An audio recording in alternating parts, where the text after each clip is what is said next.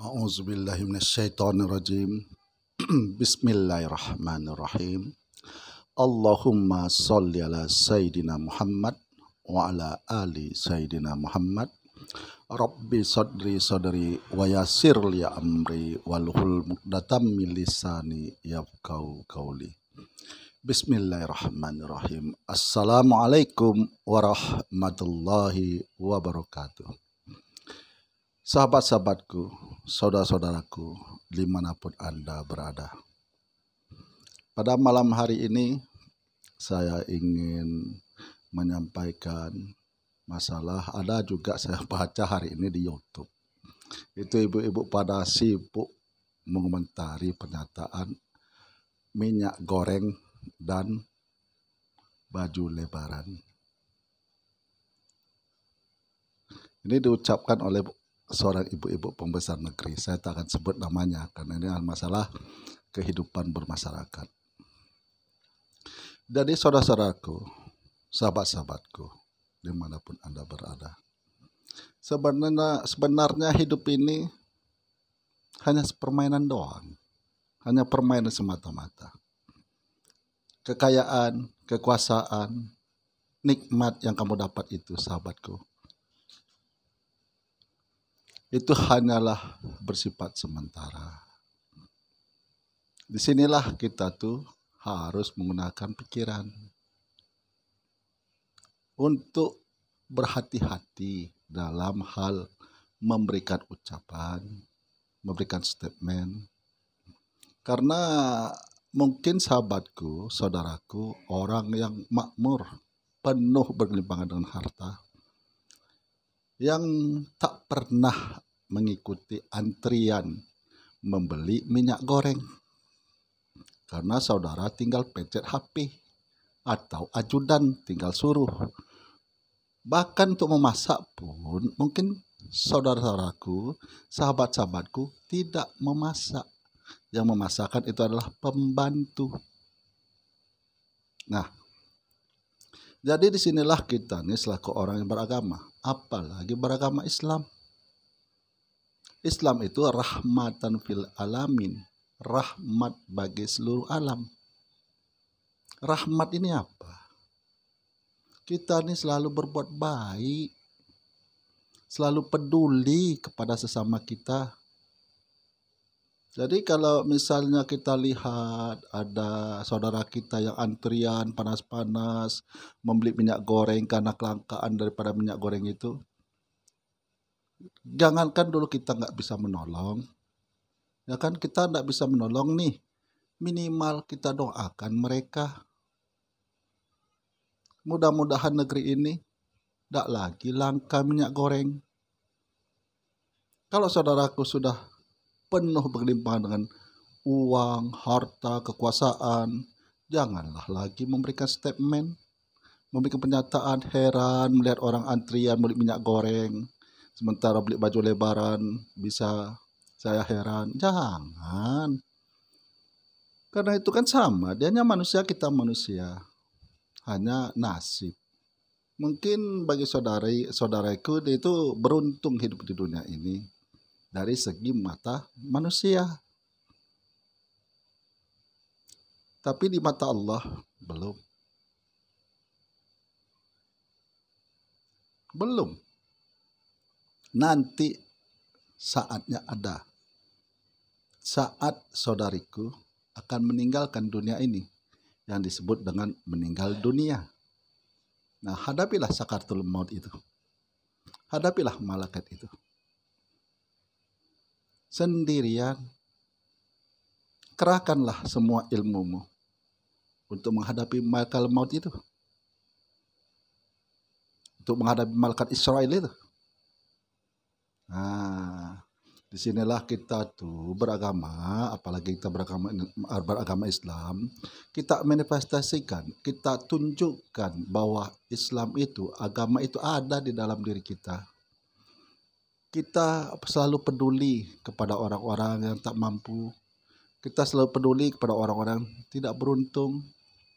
Sehingga kita tuh di mata Allah mempunyai kedudukan. Kalau kedudukan di mata manusia, di masyarakat, sama-sama tahu aja lah. Hanya sekedar dari 4 hal. Kedudukan di mata masyarakat hanya 4 hal. Untuk pendukung kehidupan. Makan, minum, mohon maaf. Makan, minum, berak, kencing. Kentut. Hanya itu hari-hari yang kita kerjakan. Apa bedanya dengan binatang? Binatang pun kerjanya itu, makan, minum, berak, kencing, kentut. Jadi tidak ada. Kita ini ada sama. Tidak ada yang merasa lebih, tak ada yang merasa kurang.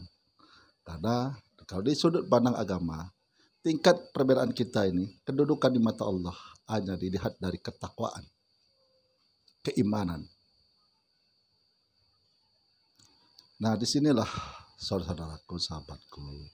Andai kata kita ini orang yang kaya, punya kekuasaan, andai kata kita tak bisa membantu, tak ada berniat untuk membantu, ya kita lebih baik diam. Karena ada satu peribahasa mengatakan, diam itu adalah emas.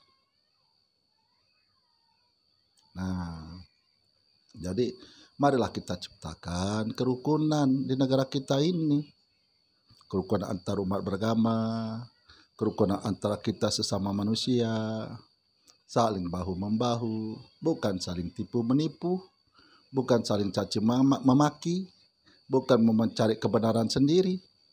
Karena kebenaran di mata manusia itu kebenaran semu. Kebenaran di hadapan Allah itu yang hak. Jangan kita hidup di dunia ini bisa melihat tapi buta. Bisa mendengar tapi peka. Bisa berbicara tapi bisu. Bisa berjalan tapi lumpuh. Merugi dan sangat-sangat merugi. Nah, mudah-mudahan saudaraku, hari-hari kita semakin baik dan semakin baik dan semakin membaik. Akhlak kita semakin baik dan semakin baik. Di agama manapun, tidak ada yang mengajarkan untuk saling bermusuhan. Di landasan negara kita, Pancasila, jelas disebutkan kemanusiaan yang adil dan beradab. Kita hanya sekedar membaca dan membaca, mengetahui dan mengetahui, tanpa kita memahami dan meyakini, tanpa kita amalkan. Sehingga itu hanya sebagai tulisan yang bisu. Coba mulai dari sekarang kita amalkan agama kita, landasan negara kita Pancasila, supaya kita ini dari orang Indonesia yang ramah tamah, suka menolong, bahu-membahu. Itulah warisan nenek moyang. Nah, jadi saya pernah teringat ada satu kejadian.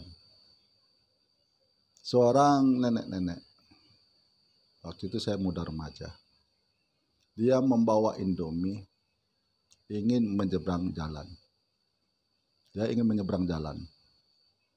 Jadi saya waktu itu sedang berhonda. Saya lihat tidak ada yang menolongnya untuk menyeberangkannya aja ke jalan. Menyeberang. Akhirnya saya berhenti, saya turun, saya angkat, saya ajak nenek itu, saya gandeng, saya tuntun menyeberangi jalan. Sampailah beliau ke seberang jalan. Jadi beliau memanggil saya, "Cu, ya Nek, ada apa Nek? Apa lagi yang bisa saya bantu? Nek, ini ada oleh-oleh Indomie yang nenek beli. Ambillah Cu." Jadi saya tahu nenek ini kan membeli untuk keperluan dia sama cucunya di rumah. Jadi saya tak meminta balas jasa. Saya meminta hanya harapan supaya Allah memberkati hidup saya. Supaya Allah memberkati umur saya. Akhirnya saya jawab, "Terima kasih Nek, tapi lebih berguna kalau itu digunakan untuk cucu nenek, untuk saudara-saudara nenek." Jadi Nek itu, "Alhamdulillah Cu, semoga engkau jadi orang yang baik Cu." Saya aminkan, amin. Dah, saya pergi. Nah, Inilah ajaran-ajaran dari agama kita, khususnya Islam, untuk saling membantu, untuk saling peduli. Kalau saya orang yang kaya, saya diamanahkan, akan saya bantu dengan cara diam-diam saudara-saudara saya yang kurang mampu. Mungkin akan saya letakkan beras, minyak di depan rumah mereka tanpa pengetahuan siapapun. Karena hajat saya hanya supaya dilihat oleh Allah, tanpa berharap dilihat oleh makhluk. Karena makhluk sama dengan diriku. Sama-sama membutuhkan. Sama-sama memerlukan. Sama-sama hidup di dunia ini. Jadi kenapa saya berhajat kepada makhluk?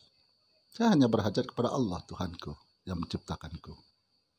Nah, itulah sekelumit cerita saudara-saudaraku, sahabat-sahabatku dimanapun Anda berada.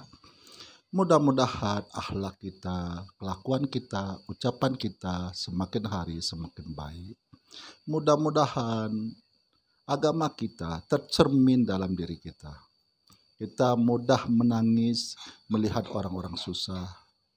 Kita gundah gulana melihat saudara-saudara kita yang kekurangan.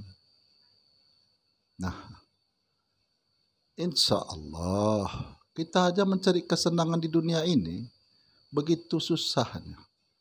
Bagaimana mau mencari kesenangan hidup setelah mati?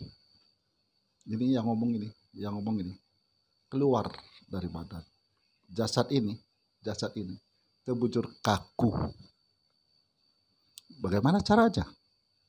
Sedangkan kita mencari untuk kesenangan dunia ini susah payah pagi siang malam kita berpikir bagaimana mau mencari kesenangan setelah kematian. Coba bagaimana caranya? Nah, begitulah sahabat-sahabatku dimanapun Anda berada. Mudah-mudahan hidayah Allah mendatangi kita, menghampiri kita, membuka batin kita. Sehingga kita semakin jadi hamba-hamba Allah yang benar-benar hamba-hamba Allah, yang tidak suka dengan kemungkaran, yang tidak suka dengan kemunafikan, yang tidak suka dengan apa-apa yang sudah dilarang oleh Allah, dan gemar mengerjakan apa-apa yang diperintahkan Allah. Akhirul kalam, saya akhiri dengan Assalamualaikum warahmatullahi wabarakatuh.